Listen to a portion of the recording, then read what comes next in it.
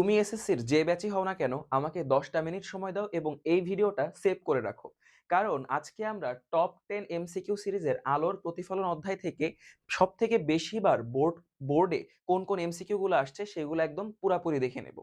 আমাদের এই ক্লাসটা কিন্তু powered by MCQ blast season 1.0, যেখানে আছি আমরা 4 জন এবং তোমাদের টোটাল 6টা সাবজেক্ট পড়ানো হবে। 6টা সাবজেক্টের এমসিকিউ তোমাদেরকে ক্লিয়ার করে দেওয়া হবে।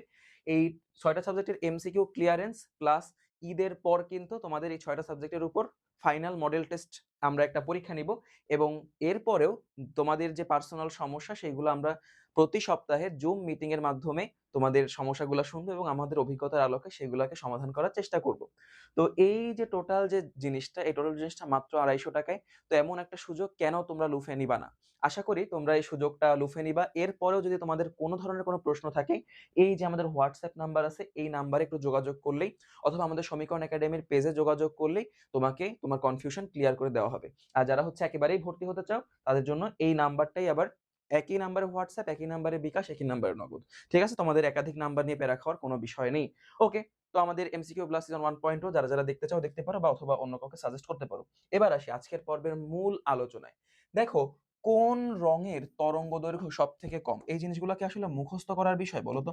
আমি কয়েকটা জিনিস লিখি, দেখো বেনি মানে বেগুনি নীল, আসহ আসমানি সবুজ হলুদ, কলা কমলা লাল। এই জিনিসগুলা যখন এইভাবে যাচ্ছে, এই যে এই অর্ডারটা কি বলতো? এই অর্ডারটা হচ্ছে তরঙ্গ দৈর্ঘ্য বৃদ্ধি। তরঙ্গ দৈর্ঘ্য বৃদ্ধি মানে সব থেকে কম হচ্ছে বেগুনি, তারপরে বেশি নীল, তারপরে বেশি আসমানি। এইভাবে সব থেকে বেশি তরঙ্গ দৈর্ঘ্যের আলো কোনটা? লাল।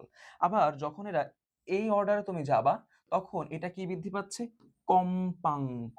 কম্পাঙ্ক বৃদ্ধি। ঠিক আছে?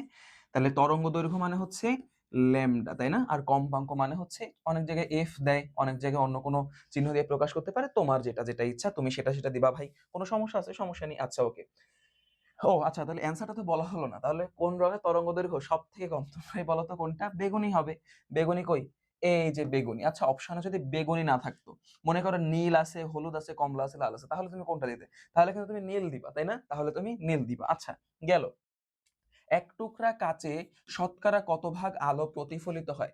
আচ্ছা, যখন প্রতিফলনের কথা বলবে তখন তোমার অ্যান্সারটা হবে 4 to 5%। এই যে দেখো, 4 থেকে 5 ভাগ। কিন্তু যদি বলে প্রতিসরণের ক্ষেত্রে প্রতিসরিত হয়, এইটা যদি বলে তখন কিন্তু বাকিটুকু হবে, অর্থাৎ প্রায় 95 থেকে 96% এরকম কোশ্চেনও কিন্তু আমাদের বোর্ড কোশ্চেনে আসে এবং এগুলো কিন্তু একাধিকবার আসছে। ঠিক আছে? আলোর সম্পূর্ণ ঘর আলোকিত হয় নিচের কোনটির কারণে? দেখো, প্রতিফলন এটা মূলত দুই প্রকার।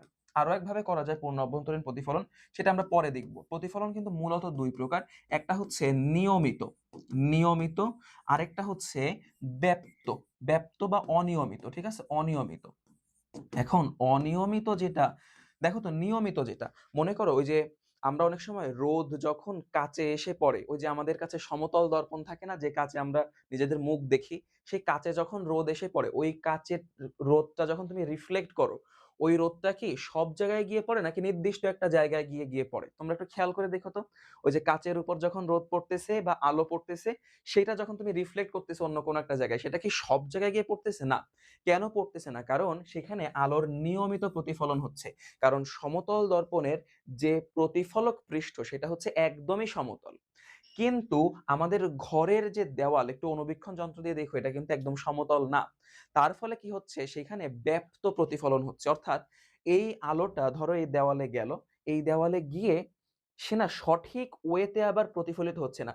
কোনো একটা রশ্মি আপতিত হলো, সে ওইদিকে গেল। কোনো একটা রশ্মি আপতিত হলো, সে এইদিকে গেল। কেন এটা হচ্ছে? কারণ হচ্ছে এই যে প্রতিফলক পৃষ্ঠ অর্থাৎ দেওয়াল, সেটার কি পৃষ্ঠ কিন্তু মসৃণ না, অমসৃণ। তো সেইখানে হয় হচ্ছে অনিয়মিত প্রতিফলন। আর এই অনিয়মিত প্রতিফলনের আরেক নাম কি? ব্যাপ্ত প্রতিফলন। ঠিক আছে? রেগুলার ডিফিউশন আর ইরেগুলার। ওকে। সাধারণ আয়নায় কিংবা দর্পণে প্রতিবিম্ব গঠিত হয়। দেখো, সাধারণ আয়না বলতে আমাদের যে সমতল দর্পণে আমরা রেগুলার চুল টুল আশ্রয়, সেই জিনিসটার কথা বলা হচ্ছে। তো সেই সাধারণ আয়নায় যখন তুমি এরকম একটা মানুষ ধরো তুমি দাঁড়িয়ে আছো, কোনো সমস্যা নেই, এই মানুষের প্রতিবিম্বটা গঠিত হবে ঠিক এইখানে, তাই না? এই যে দর্পণের পিছনে প্রতিবিম্ব গঠিত হবে। যদি কিভাবে গঠিত হয় এটাও কিন্তু প্রশ্ন আসতে পারে। আমাদের কিন্তু মিশন 100 এর যে প্লেলিস্টটা আমাদের সমীকরণ একাডেমির ইউটিউব চ্যানেলে আছে, ওইখানে অলরেডি কিন্তু আলোর প্রতিফলন চ্যাপ্টারটা আপলোড আছে। তোমরা ওইখান থেকে দেখে নিতে পারো। খুব সুন্দরভাবে বুঝাই দিছি। একদম ছবি এঁকে এঁকে হাতে হাতে বুঝাই দিছি। যদি পারো তো খুবই ভালো। যদি না পারো এখান থেকে একটু দেখে নিতে পারো। আচ্ছা। তো এই যে দেখো দর্পণের এই পাশে মানুষ আছে, এই পাশে গঠিত হয়েছে। তার মানে এটা অবাস্তব, তাই না? অবাস্তব। আচ্ছা, এখন অবাস্তব ও সোজা নাকি উল্টা?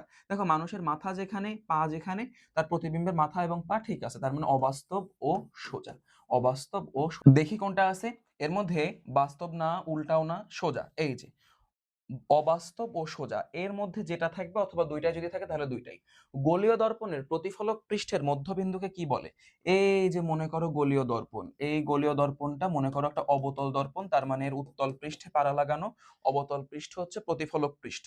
আচ্ছা, গোলীয় দর্পণের প্রতিফলক পৃষ্ঠের, এই যে প্রতিফলক পৃষ্ঠের এই যে মধ্যবিন্দু, এটাকে বলা হয় পি অথবা মেরু।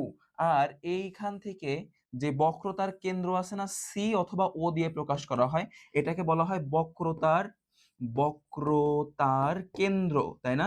আর বক্রতার কেন্দ্র আর মেরুর মাঝের পয়েন্টকে বলা হয় প্রধান ফোকাস। প্রধান ফোকাস বা ফোকাস বিন্দু, প্রধান ফোকাস। আচ্ছা, ভালো কথা। এই যে আহ বক্রতার কেন্দ্র থেকে মেরু পর্যন্ত যে দূরত্ব, সেটাকে কি বলা হয়? আর বক্রতার ব্যাসার্ধ।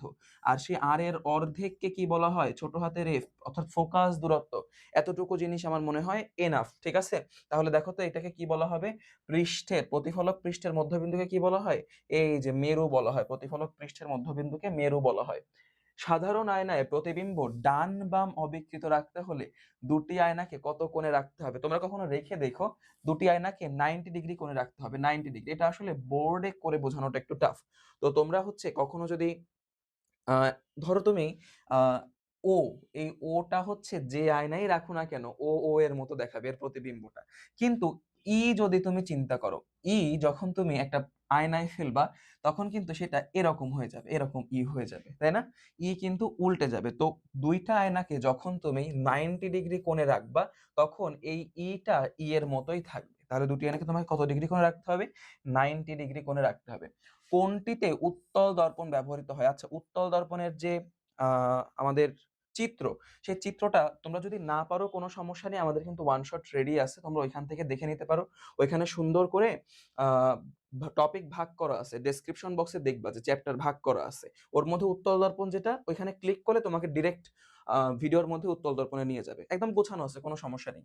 তো উত্তল দর্পণের যে চিত্রটা, সেই চিত্রটা কেমন ছিল বলতো? এই যে অবতল পৃষ্ঠে পারা লাগানো, তাই না? অবতল পৃষ্ঠে পারা লাগানো। এইখানে হচ্ছে আমাদের লক্ষ্য বস্তু ছিল, এখানে লক্ষ্য বস্তু। তো যেভাবেই হোক সেই প্রতিবিম্বটা গঠিত হয়েছিল খুব সম্ভবত এইখানে, তাই না? প্রতিবিম্ব হচ্ছে এইখানে। তাহলে দেখো তো উত্তল দর্পণটা কি? আমার অনেক বড় লক্ষ্য বস্তু, তাকে ছোট করে দেখাচ্ছে। আবার এই লক্ষ্য বস্তু যেমন সোজা আছে, এও কিন্তু এরকম সোজা আছে। অবাস্তব। এই যে প্রতিফলক পৃষ্ঠ হচ্ছে এই পাশে উত্তল দর্পণের, কিন্তু প্রতিবিম্ব গঠিত হচ্ছে এই পাশে, প্রতিফলক পৃষ্ঠের অন্য পাশে। তার মানে এটা অবাস্তব, ঠিক আছে, কোনো সমস্যা নেই। কিন্তু সোজা সোজা, আর বড় জিনিসকে ছোট করে দেখাচ্ছে। তাহলে এটা কোথায় হয় বলতো? যখন আমরা গাড়ির পাশের যে গ্লাস থাকে, মানে গাড়ির সাইডে, যেটা দিয়ে আমরা আসলে দেখতে পাই যে পিছন থেকে কোনো গাড়ি আসছে কিনা। অনেক বড় বড় দুইটা ট্রাক আসছে, কিন্তু আমরা ওই ছোট্ট আয়নাটুকের মধ্যে বুঝতে পারি যে অনেক বড় বড় দুইটা ট্রাক আসছে। তাহলে কি হলো বলতো? অনেক বড় বড় দুইটা ট্রাক আসতেছে, সেটাকে ছোট্ট করে দেখালো। অনেক বড় বড় দুইটা ট্রাক আসতেছে, সেটাকে ছোট্ট করে আমাকে আয়নার মধ্যে দেখাই দিল। এবং ট্রাক গুলাকে কি তুমি উল্টা দেখো? না, উল্টা দেখো না কিন্তু। বড় বড় ট্রাককে তুমি ঠিক বড় বড় মানে ট্রাকই দেখো, সোজা ট্রাকই দেখো, কিন্তু ছোট ট্রাক দেখো। তাহলে তোমরাই বলো তো উত্তল দর্পণ কোথায় ব্যবহৃত হয়? এই যে গাড়ির ভিউ মিরর, ঠিক আছে? গাড়ির সাইডে যে আয়না দিয়ে আমরা পিছন থেকে কোনো গাড়ি আসছে কিনা সেটা দেখতে পাই, ওকে? সেটাতে হচ্ছে ব্যবহৃত হয়। এরপর আসো, দন্ত চিকিৎসকগণ কোন আলোকীয় যন্ত্র ব্যবহার করেন? আচ্ছা, অবতল দর্পণের একটা চিত্র আছে। অবতল দর্পণের 6 নাম্বার চিত্র, এটাও কিন্তু আমাদের যে ওয়ান শট, সেখানে চ্যাপ্টার করে ভাগ করা আছে, তোমার টেনে টেনে খুঁজতে হবে না। ডেসক্রিপশন বক্সে যাবা, ওইখানে দেখবা অবতল দর্পণের আলোক রশ্মি চিত্র 6। এখানে চাপ দিলেই তোমাকে একদম ভিডিওর মধ্যে নিয়ে যাবে, সবকিছু গোছানো আছে, কোনো টেনশন নেই। আচ্ছা, তো দেখো অবতল দর্পণের 6 নাম্বার যে চিত্র, তোমাদের কি মনে আছে সেই 6 নাম্বার চিত্রটা কেমন? এইখানে হচ্ছে তুমি রাখবা হচ্ছে লক্ষ্য বস্তু, এখানে রাখবা লক্ষ্য বস্তু, আর প্রতিবিম্বটা কোথায় গঠিত হয়? এইখানে। এইরকম, অর্থাৎ ছোট জিনিস হয়ে গেছে বড়। তাই না? ছোট জিনিস হয়ে গেছে বড়। তাহলে দেখো তো, মনে করো এই হচ্ছে তোমার দাঁত, এই হচ্ছে তোমার দাঁত। এখন এই দাঁত যদি ডাক্তার দেখতে চায় তাকে ম্যাগনিফাইং গ্লাস লাগবে। তো দাঁতকে একটু বড় করে দেখবে যে দাঁতের ফাঁকে ফাঁকে কি সমস্যা হচ্ছে বা দাঁতের আশেপাশে কি সমস্যা হচ্ছে, তাই না? এখন দাঁতকে কি উল্টা দেখালে হবে? উল্টা কিন্তু দেখালে হবে না, দাঁতকে দেখাতে হবে সোজা। তার মানে ছোট জিনিসকে বড় করে দেখাচ্ছে এখানে, তাই না? তাহলে অবতল দর্পণই তো ব্যবহৃত হবে, কারণ চিকিৎসকগণ, দন্ত চিকিৎসকগণের কাজই তো এটা, ছোট দাঁতকে বড় করে ভালো করে বিশ্লেষণ করা, তাই না? তাহলে এখানে কোনটা ব্যবহৃত হবে? অবতল দর্পণ, অবতল দর্পণ, ঠিক আছে? তোমাদের তো লেন্স নেই, লেন্স কিন্তু ৯ নাম্বার চ্যাপ্টারে, অর্থাৎ আলোর প্রতিফলন, আলোর প্রতিসরণে গিয়ে তোমরা হচ্ছে লেন্স পেতে। তো যাই হোক, লেন্স যেহেতু নেই আমি ওই প্রসঙ্গে আর যাচ্ছি না। তবুও যদি কখনো লেন্স সম্পর্কে জানতে ইচ্ছা করে, মিস্টার ফিজিক্সের যে চ্যানেলটা আছে, মিস্টার ফিজিক্সে আমি সেই সাদা বোর্ডে তোমাদের লেন্স সম্পর্কে অনেক ভালো করে পড়াই আসছি। তোমরা ওইখানে গেলে একটা শিওর শট, টার্গেট এ প্লাস এরকম একটা প্লেলিস্ট পাবা, ওইখানে তোমরা দেখে নিতে পারো, মিস্টার ফিজিক্সের ইউটিউব চ্যানেল। ওকে। লাল গোলাপ ফুল লাল দেখার কারণ কি? দেখো, কোনো একটা জিনিস তুমি মনে করো, তুমি মনে করো এই যে স্টাপলার, এই স্টাপলারটাকে তুমি কেন আসলে আহ এই স্টাপলার দেখছো? কারণ এর মধ্যে হচ্ছে রং করা হয়েছে, কি বলে, আকাশি রং করা হয়েছে। এখন যদি এটা একটা প্রাকৃতিক জিনিস হতো, তাহলে ধরো জবা ফুল, এটা তো প্রাকৃতিক জিনিস, এর উপর তো আমরা গিয়ে লাল কালার করে দিয়ে আসিনি, কোনো ধরনের কেমিস্ট্রি আমরা ইউজ করিনি, তাই না? কেমিক্যাল ইউজ করিনি। তো তাহলে জবা, মনে করো এটা জবা ফুল, এটা হচ্ছে আম, এই কালারের, অর্থাৎ আকাশি কালারের জবা ফুল। তো এই জবা ফুলকে আকাশি কেন দেখাচ্ছে? কারণ দুইটাই খুব স্বাভাবিক, এর উপর সকল কালারের, এই যে আমার যে সাদা লাইট গুলো না, সেই সাদা লাইট থেকে বা মনে করো সূর্যালোক থেকে সকল ধরনের আলো এর উপর এসে পড়ছে, বেগুনি, নীল, বেনিয়া সহ কলা সকল। কিন্তু এ সবগুলো আলো শোষণ করতে পারতেছে, শুধুমাত্র এই আকাশি আলো শোষণ করতে পারতেছে না। আকাশি আলোটা সে প্রতিফলন করে আমার চোখে দিচ্ছে, অনেকগুলো আলো আসার পরেও এই জন্য আকাশি আলোটা আমি দেখতে পাচ্ছি, বাকি আলোগুলো এ শোষণ করে ফেলছে। আর কোনো কারণ এখানে নেই, কোনো কারণ না। কেবল লাল রং প্রতিফলিত করে, হ্যাঁ, ওকে, কারণ কেবলই আকাশি রং প্রতিফলিত করতেছিল। লাল রং ছাড়া সব রং শোষণ করে, হ্যাঁ, আমি তাই তো বললাম। আর কোনো কিছু কি দেখার দরকার আছে? লাল আলোর তরঙ্গ দৈর্ঘ্য বেশি, তরঙ্গ দৈর্ঘ্যের কোনো কথাই নেই, লাল আলোর তরঙ্গ দৈর্ঘ্য বেশি। তাহলে তো এটাকে লাল দেখাতো, এটাকে তাহলে আকাশি কেন দেখায়, তাই না?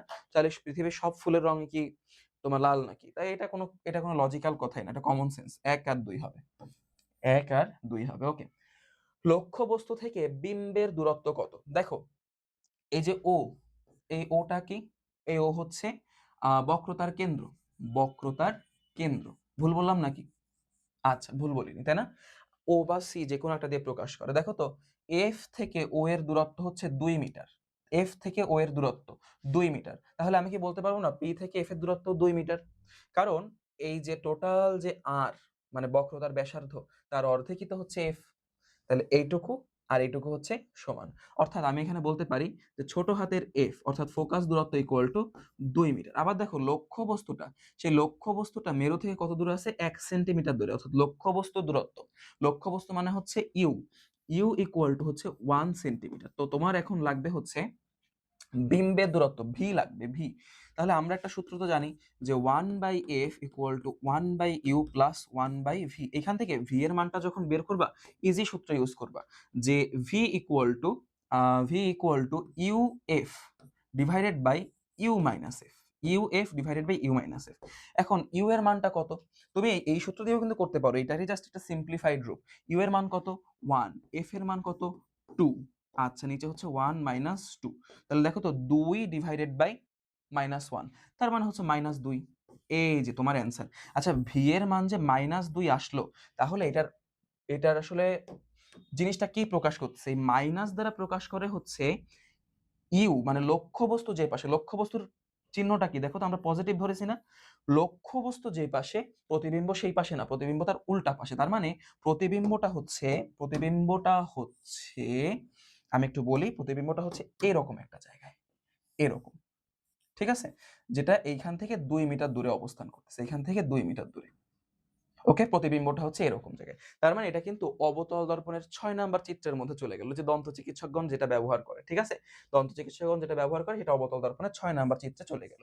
অর্থাৎ এটার অ্যান্সার কি হবে? যে ২ সেন্টিমিটার বাট দর্পণের পিছনে, ২ সেন্টিমিটার দর্পণের পিছনে, যে এই নাম্বার অ্যান্সার হবে ২ সেন্টিমিটার দর্পণের পিছনে। আচ্ছা, এখন বিম্বটি কেমন দেখো তো, যেহেতু মাইনাস আসছে, আচ্ছা আগেরটা দেখি, আগের দেখো, যেহেতু এই যে ভি এর মান, বিম্বের মান হচ্ছে মাইনাসে আসছে, তো মাইনাস দিয়ে প্রকাশ করা হচ্ছে লক্ষ্য বস্তু যে পাশে আছে সেই পাশে না, দর্পণের উল্টা পাশে, তাই না? তাহলে এই জিনিসটা যদি লক্ষ্যবস্তু যদি প্রতিফলক পৃষ্ঠের এই পাশে থাকে আর বিম্ব যদি এই পাশে গঠিত, তাহলে সেটা কি? অবাস্তব প্রতিবিম্ব। অবাস্তব প্রতিবিম্ব। আচ্ছা, অবাস্তব কিন্তু দেখো এটা এমন আর এটা কিন্তু এরকম খাড়া, সোজা। তার মানে অবাস্তব ও সোজা। অবাস্তব ও সোজা। হ্যাঁ, অবাস্তব ও সোজা। লক্ষ্যবস্তু থেকে বড়, অবশ্যই দন্ত চিকিৎসকগণ ব্যবহার করছে। ছোট দাঁতকে বড় দাঁত হিসেবে দেখাচ্ছে। তার মানে হচ্ছে লক্ষ্যবস্তু থেকে অবশ্যই বড়। প্রধান ফোকাসে গঠিত হবে। হ্যাঁ, প্রধান ফোকাসে কোথায় গঠিত হবে? আরে কোথায় চলে গেলাম? প্রধান ফোকাসে কোথায় গঠিত হবে? প্রধান ফোকাসে গঠিত হওয়ার কোনো সুযোগই নেই। এইখানে গঠিত হবে নাকি? ধর, এটা হয়নি, এটা একদম ভুল কথা। প্রধান ফোকাসে গঠিত হবে না। তার মানে 1 আর 2, 1 আর 2 শেষ অ্যান্সার আমাদের। তো এই পর্যন্তই কিন্তু ছিল হচ্ছে আপনাদের মোটামুটি আজকের যে ভিডিও সেটা। এখান থেকে এই কোশ্চেনগুলোই বারবার ঘুরে ফিরে আসছে এবং আপনাদেরও কিন্তু এখান থেকে আসার সম্ভাবনা সর্বাধিক। তবুও আমি আপনাদেরকে সাজেস্ট করব, বিবর্ধনের কিছু ম্যাথ আছে, বিবর্ধন এম, এই বিবর্ধনের ম্যাথগুলো একটু m ইকুয়াল টু যে এল ড্যাশ বাই এল অথবা মাইনাস ভি বাই ইউ, কখন মাইনাস ইউজ হচ্ছে কখন ইউজ হচ্ছে না, এই ধরনের ম্যাথামেটিক্যাল জিনিসগুলো একটু দেখার, কারণ এবারের কোশ্চেন হার্ড আসতে পারে, গতানুগতিক ধারার বাইরের কোশ্চেন আসতে পারে। তো এই জন্য অবশ্যই বিবর্ধনের জায়গাটাও আপনারা অল্প একটু দেখে যাবেন, ঠিক আছে?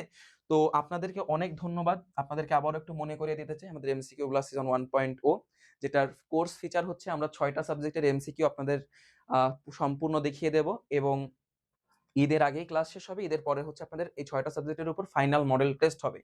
আর সেইখান থেকে প্রতি সপ্তাহে আপনাদের জুম মিটিং এর মাধ্যমে আপনাদের এখন কি কি প্রবলেম ফেস করতেছেন আপনারা, কোন কোন গাইডলাইন দরকার, স্ট্র্যাটেজি দরকার, সেই জিনিসগুলো আমরা খেয়াল রাখবো। এই টোটালটার মূল্য হচ্ছে মাত্র 250 টাকা। 250 টাকা কি পার মান্থ বা এরকম আগামী 2 মাস বসে 250 টাকা, 250 দিতে হবে এরকম কোনো মানে প্রশ্নই করিয়েন না। জাস্ট 250। এর বাইরে এপাশে কোনো ওপাশে কোনো কিছু না। ঠিক আছে? কোনো প্রশ্ন থাকলে এই হোয়াটসঅ্যাপ নাম্বারে যোগাযোগ করিয়েন অথবা সমীকরণ একাডেমির পেজে মেসেজ দিয়েন। অবশ্যই আমরা চেষ্টা করব আপনাদেরকে দ্রুততম সময়ের মধ্যে আপনাদের সমস্যার সমাধান করে দেওয়ার। আর যারা একবারেই ভর্তি হতে চান তারা অবশ্যই আমাদের এই যে নাম্বারটা আছে এই নাম্বারে বিকাশ নগদ আছে, আপনারা ওটা দিয়ে সমীকরণ একাডেমির পেজ অথবা হোয়াটসঅ্যাপ নাম্বারে যোগাযোগ করতে পারেন। ভালো থাকেন। আপনাদেরকে অনেক অনেক ধন্যবাদ এতক্ষণ ধরে এই ভিডিওটা দেখার জন্য। অবশ্যই ভিডিওটা সেভ করে রাখবেন অথবা নোট করে রাখবেন, কারণ এই ভিডিওগুলো কিন্তু পরীক্ষার আগের রাত্রের প্রধান হাতিয়ার। আপনারা ভালো থাকেন, সুস্থ থাকেন, আমার জন্য দোয়া রাখেন। আপনাদের সকলের জন্য অনেক দোয়া থাকলো। Wishing you a very very very good luck juniors.